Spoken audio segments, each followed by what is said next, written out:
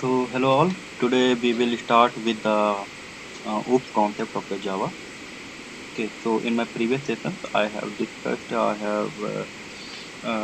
worked on the download and install the application, then basic Java, and after that we worked on the array and something like class objects and method. So today we will start off the OOPS concept of the Java.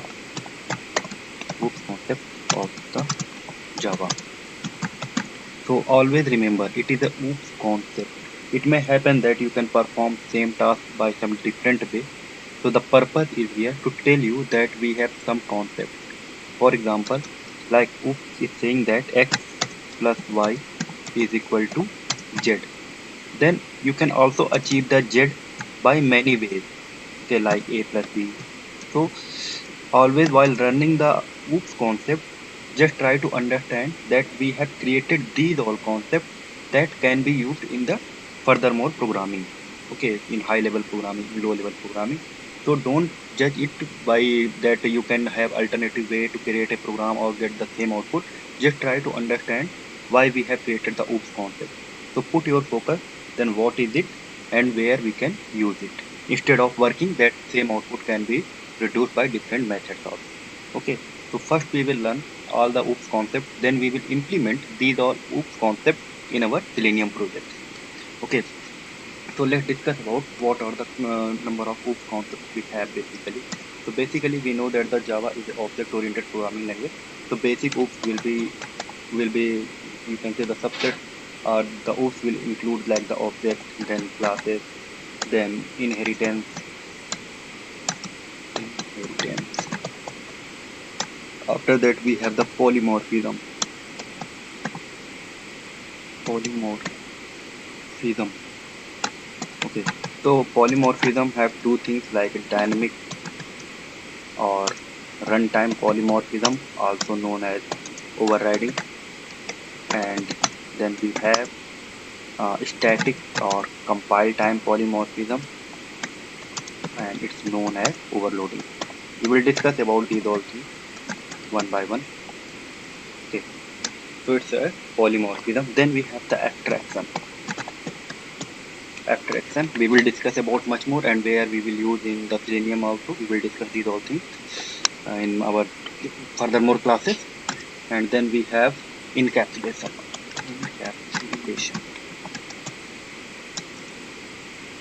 Encapsulation. And then we have interfaces. Interface. Okay, so these are the basic OOPS concept. So first we will run. First we will learn. We will discuss that what is this.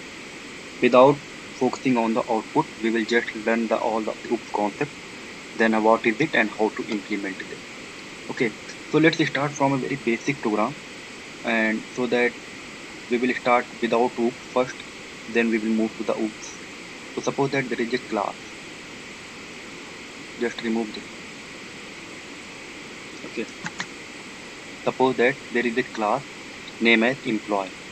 Okay. It have a method like public void calculate salary. Suppose that it have a method. Okay. And this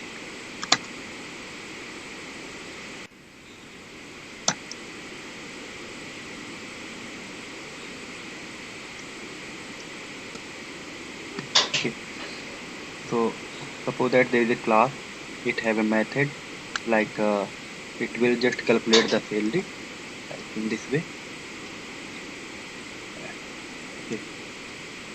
Your is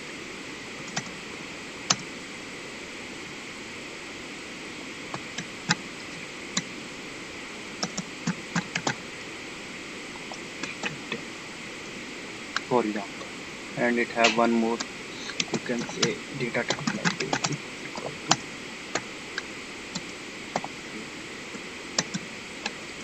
okay. For example, there is a class, it have some variable like integer, and also it have some methods. Okay, now first try to understand one more important concept, that you cannot have two methods of same name in a single class. Okay, for example, this is a method, then you cannot have two methods with the same name. Okay, I'm not talking about the oops, I'm talking about the general programming part. So you cannot have the two methods with the same name.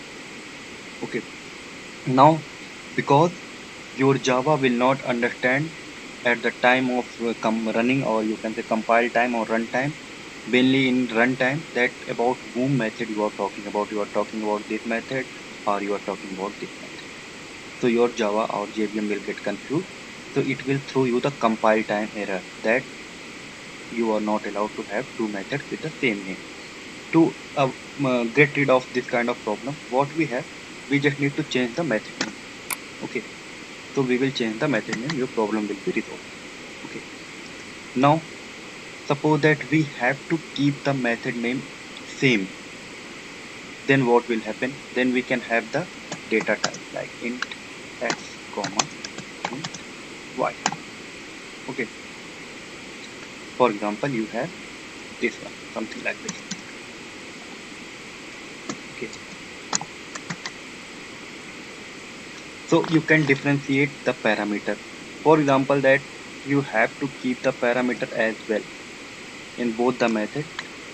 You have to keep the parameter same like int x comma int y. Then you have to keep, you have to make the some changes. You have to increase the number of parameters so that your Java can distinguish about whom method you are talking. For example, if you have to keep the same method name, then you can make them different by using the different number of data type. Means there is a two parameter, now there is a three parameter. Now there is a no compile time issue.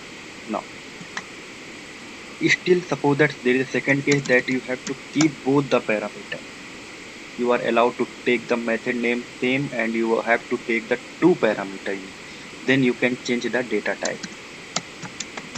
Okay, also problem has been resolved.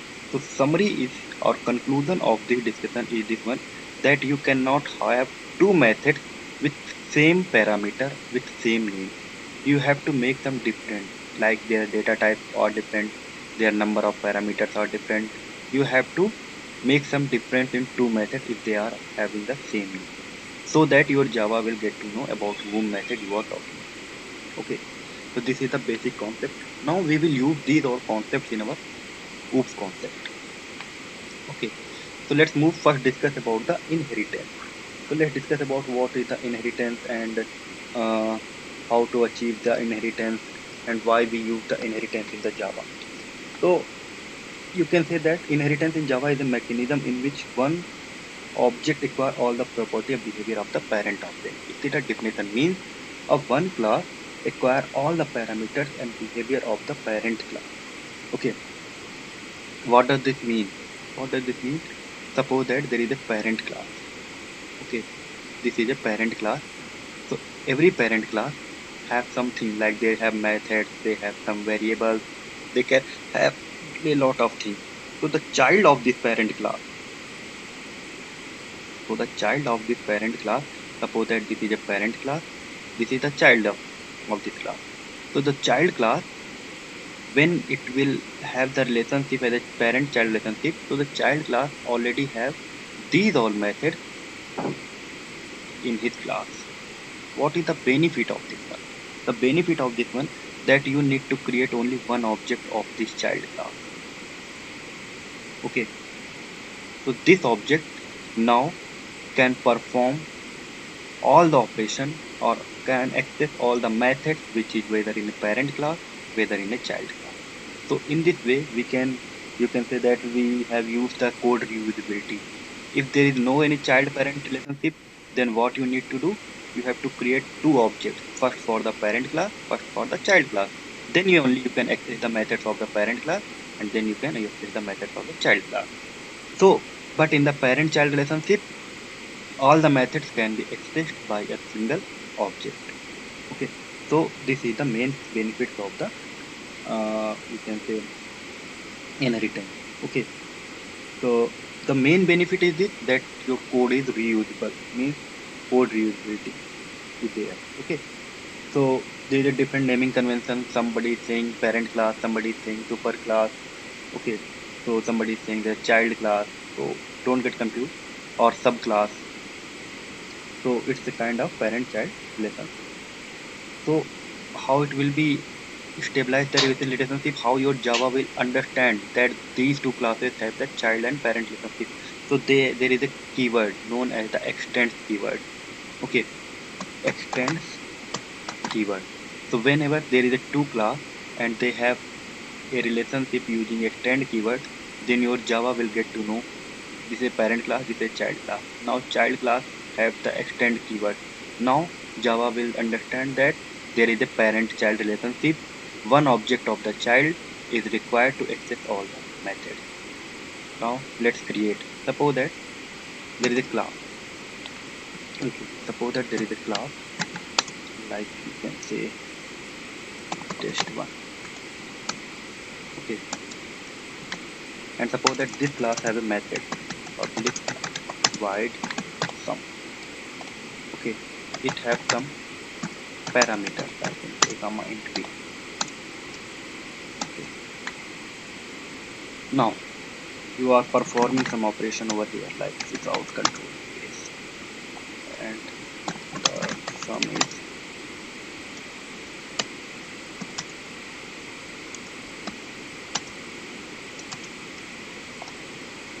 means there is a class test1.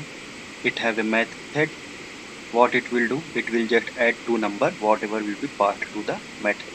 Now suppose that there is a second class test2, for example. Okay, now it again have a method which will perform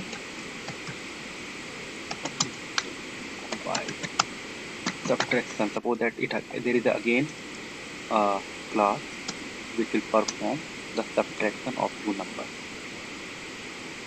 Okay, int a comma int b.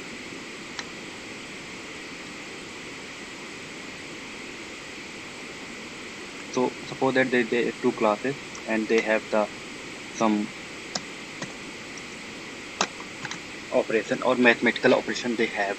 Now in general, if there is no oops concept, then what you need to do, you have to create the object for both the class. How you will perform this operation, you will have to do something like this one, like this. Then you will say that object is, first of all you will create the object of your first class, and then you will access the method of this class, like the method was sum. Okay, and you will give the value of the parameter like this one. Okay, now again you will create the object of the second class, and then you will access the method of your second class.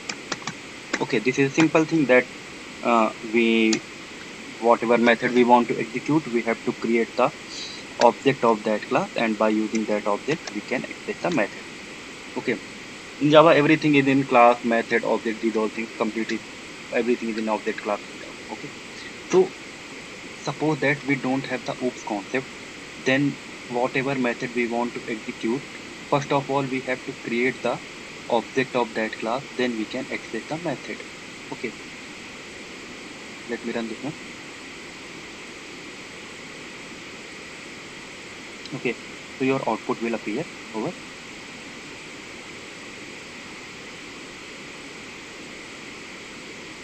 this one.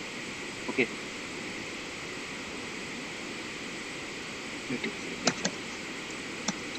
now as we know, whenever you will create an object, this one, whenever you will write the new is equal to this one, so a space in your memory is resolved in your for the object, where in your heap memory, and objects are garbage collectible. In my first tutorial I have discussed about these all things. So to avoid such kind of condition that we every time we have to create the object, so to use our code reusable, we generally use to create a parent child relationship. So suppose that if I will establish a parent-child relationship between these all class, so we do not need to create the multiple object. So what I will do, I will just establish a relationship by using extend keyword. So I will say that extend text1. Okay. So now I don't need to create the object of my first class. I just need to create the object of my child class. Okay. By using this child class as object, I can access the method of my parent class and the method of my child class. So this is the benefit of method. Okay, this is the main benefit if you are having uh, more than classes and then method, then you can establish a child parent relationship and you can access the methods of them. So you can say that here you have to create the object for your child class only and you can access both the methods. Okay, so it's all about the inheritance. Okay, now let's move on the second topic, which is method overloading and then method overriding. So suppose that in here example, we have the two classes, okay, text1, text2. They have the method like this one and this one. Okay. Now whenever you have written the extend text1 class, so what is happened actually? This method have appeared here. Okay, means this block of the code is now here. Means you just need to create the object of this class and you can access the method of your this parent class also. Now suppose that both the method have the same name. Okay, then what will happen? Means your child class have the same method name, your parent class have the same method name. Okay, so let's see what will happen. Basically, there is a parent class, it have the method, this one, and there is also a child class of method, this one. Let's run this one. Please remember this output. Okay, I will run this one and I will show you the difference. What is the basically difference is here.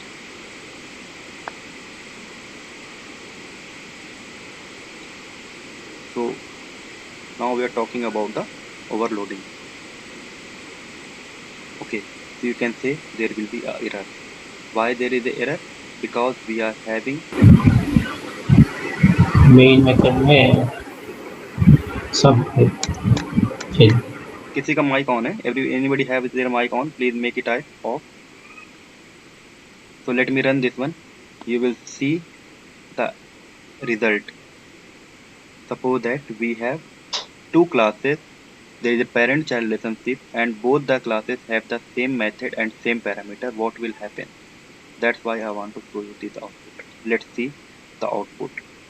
Now, what is actually happened in this time? So you have object of second class, you have called your sum method.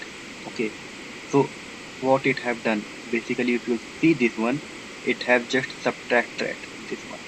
Again when we have called this one, it have again called this one. Means this method have been called two times.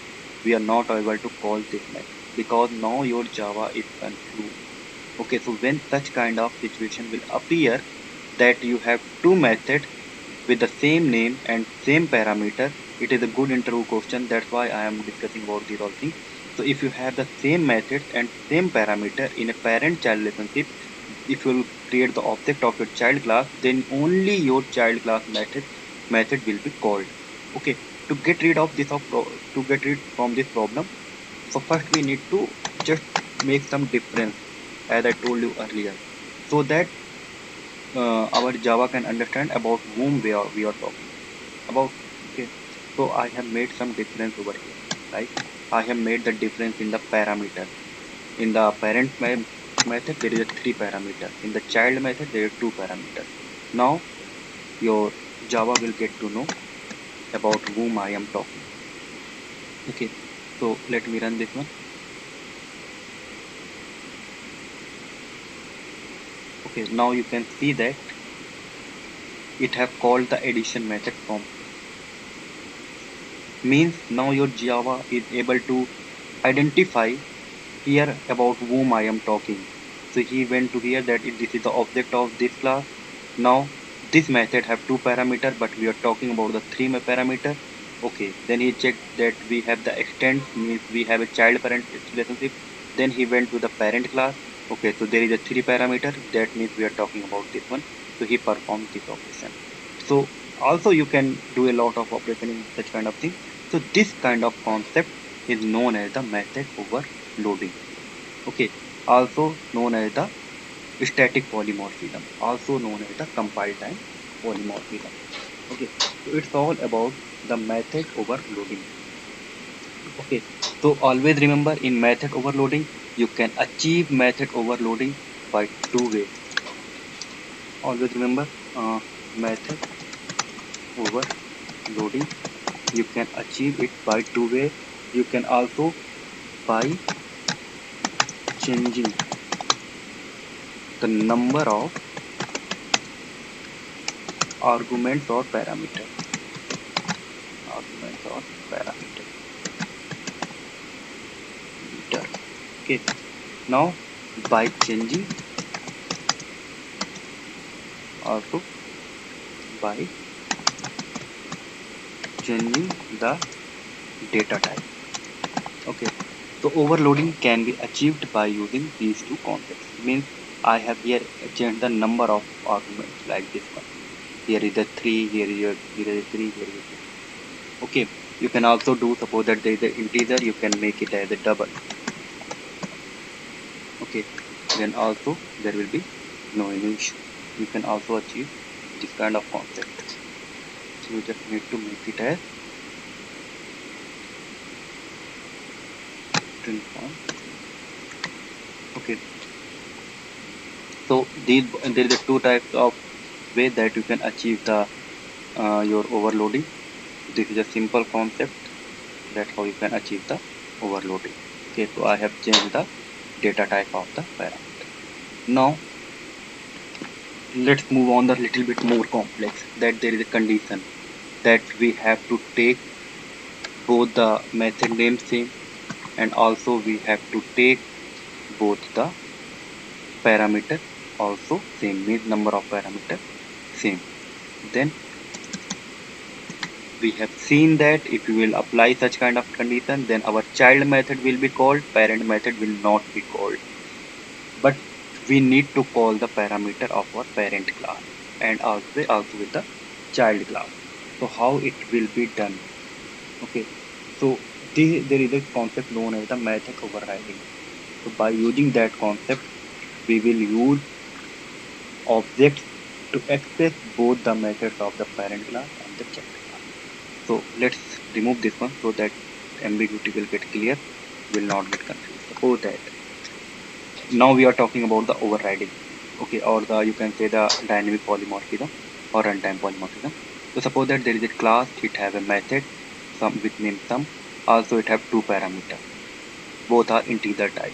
Don't get confused with the a and b, just take the data type like that, integer both.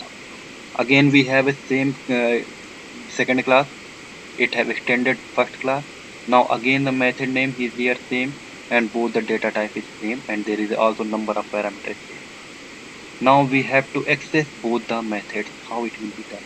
So here the concept of the, you can say, overriding has appeared. What you need to do? First you have to create the object of your parent class. Okay, so you will create the object of your parent class like test1 obj is equal to new test1. This one. Okay, by using this object you can access your method of your parent class like 10, 100. Okay, now to access the method of the child class, you have to create the object of your child class by using upcasting, known as the parent reference bus child class object. Means you will create the object in this way, like a 2 is equal to new test 2. Okay, so what we will say, we are doing here the upcasting, and also exact thing is that child class object with parent reference. In interview, if somebody is asking about what is the overriding, then you have to write this line. He will get to know that you know about the overriding. Means you are creating the object of your child class, but reference is the parent class. Okay. So now how we will access the methods of your child class? In this way we will access. Okay.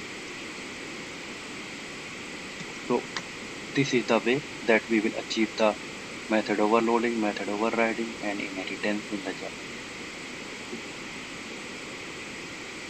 You can see that the subtraction has been performed, the addition has been performed. So this is the, as I told you, this is the process, this is the standard that we have to follow in our actual coding. Also, we can perform these all operations by using different tasks by different methods, but this is the concept that we must know, that how to apply the overloading, how to handle the overriding, and how to do all the operation. So now, before starting with the next topic, we will move on some other things like constructor, and then we will work on some other things. Okay, so let's talk about what is the constructor. So let me remove these all things. Let me close this. Not required. So today we will discuss about constructor, and then we will discuss about the other. Okay.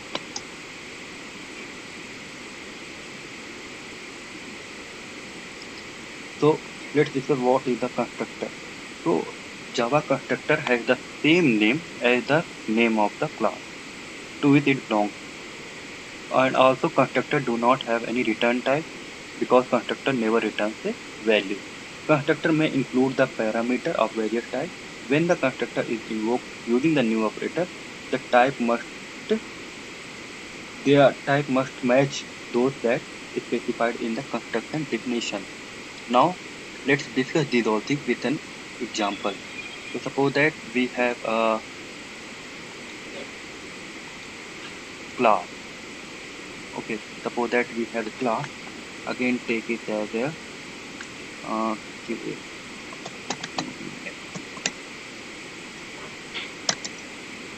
Automation. Suppose that we have a class QA automation. Okay. Now here, suppose that this class have a method. Okay, like public void G. For example, this class has a method. There is a G method. It will perform some operation, like any operation. It will perform like I am that G method. Okay, suppose that there is a class and it have a method. Now again, suppose we have the main method.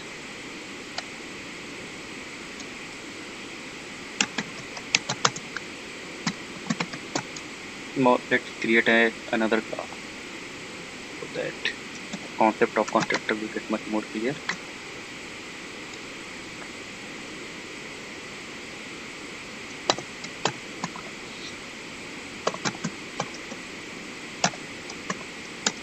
Okay, suppose that there is a class and it have the main method public static void main.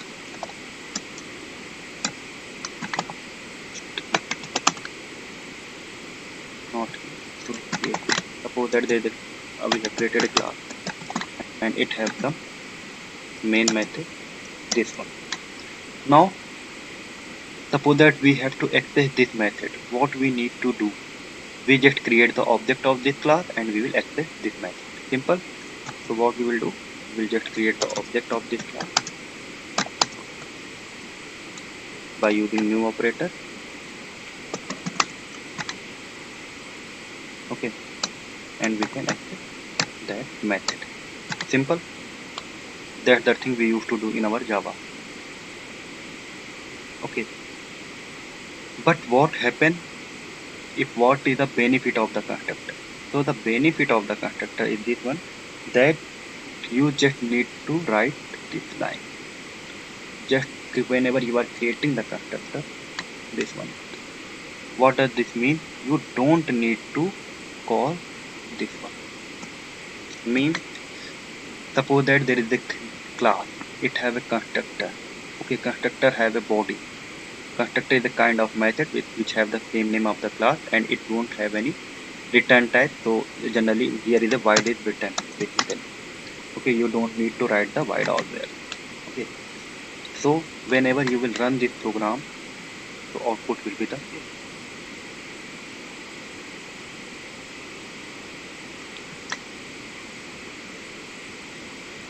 Submitted.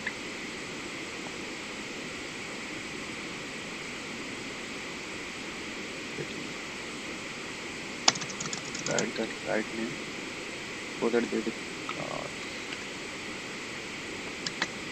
Okay, now let me run this.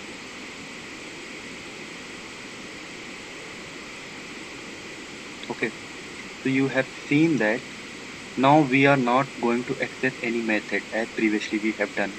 First we have to create the object, then by using this object we need to call the method, and then the method will be printed.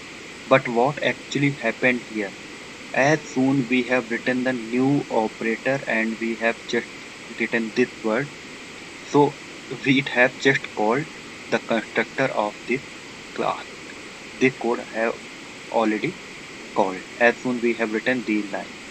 Okay, so it's a beauty of constructor that whenever you will create the object of that class, the constructor will be called. Now suppose that you want to perform some operation. Suppose that you want to perform then some operation like the addition is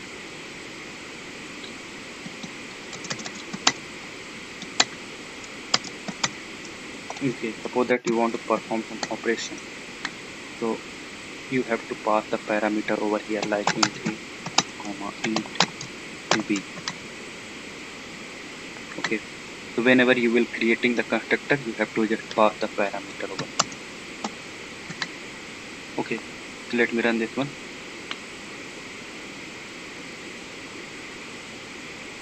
Okay, so you have seen that we have not created any separate method, and we have not called any method here by using this object. So as soon you will create the object of that class, constructor will be invoked, and whatever written inside the constructor will be executed. Okay, so it's a basic concept. It is a parameterized constructor, and previously we have created a non-parameterized constructor. Okay, so these kind of things we will use in our actual programming. Okay, so we will have one more example where you can say. Now let's discuss about the this keyword, and after that the second topic we will discuss in our next class. Okay, so this keyword is a very simple thing. So let me take a good example of this keyword. So suppose that there is a class known as cons. You can give any name. I am giving it name as.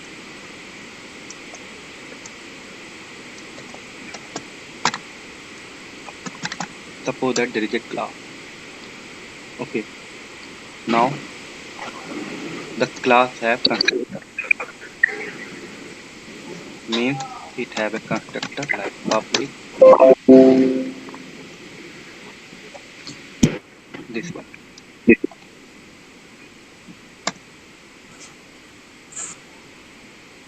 Okay, suppose that there is a class and it have the constructor, and suppose that we have few variables like integer x comma y comma, and we have three integers as well. Okay, and also this constructor accepts three integers like int x comma int t comma int z. Okay, this is the last topic. After that we will work on the other topic tomorrow. So this is the last topic because constructor and this keyword are highly related. That's why I want to cover in this class.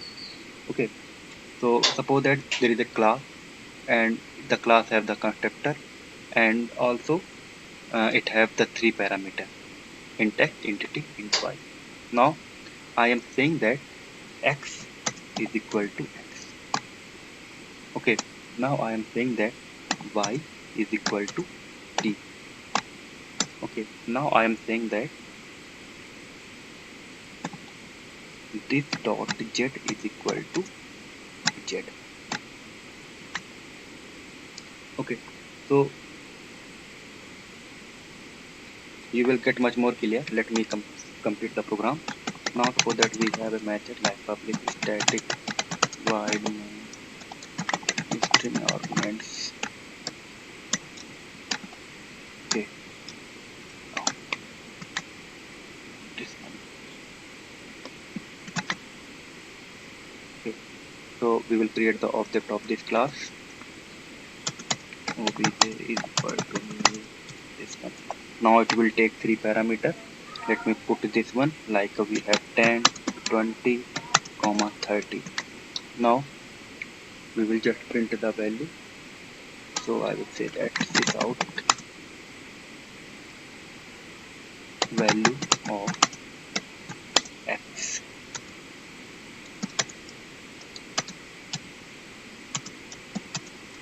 Obj dot x. Okay. Now again put the value of y, and now again put z. Okay, what I will explain this program.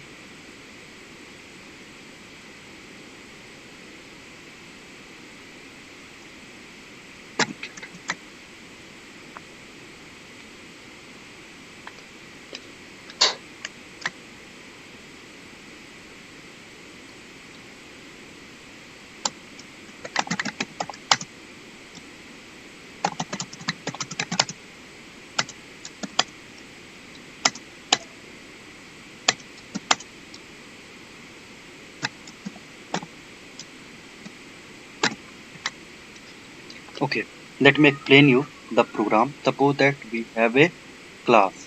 Okay, we have 3 variables. Okay, and we have a constructor which also have the 3 variables. Now whenever we will call these all variables, we will create the object and we will call. Whenever your Java will start, he will get confused that whether we are talking about this x or whether we are talking about this x. Okay, to avoid such kind of confusion, we generally use the this keyword. Okay, so what does this mean? This dot z means whatever value has been passed here, like this one. Suppose that we have passed here 30, so 30 have goes to here.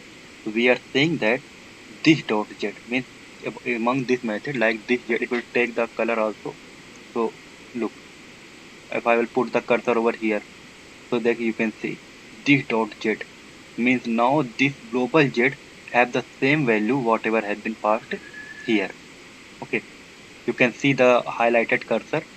So if this is the thing, whenever you will pass any value in the ambiguity, so it will assign to the global variable, means now your z is equal to 30, but x is still confused. Let me run this one. Okay, no, sorry, we have to put here the braces.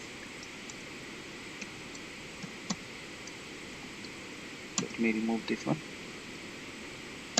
and now let me run again. Braces are not. Okay, so let me run this one.